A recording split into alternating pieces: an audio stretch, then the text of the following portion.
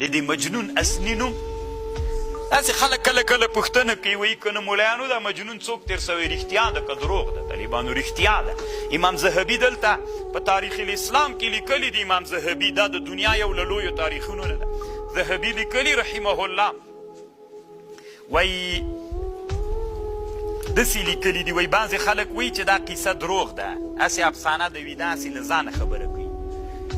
مجنون اصلي نوم قیس و د پلار نوم یې ملوح قیس ابن ملوح العامري په عربو کې یو مشهوره قبیله وه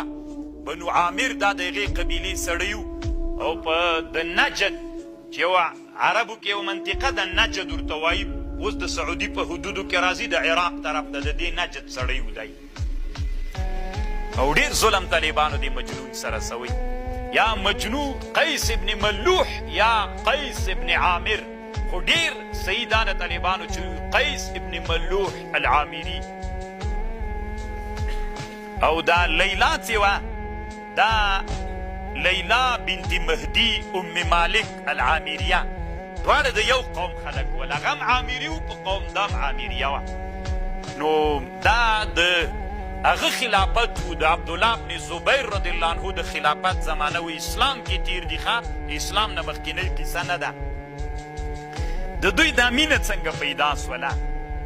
وی داسې و چې دا لیلا ډېره هوښیاره وله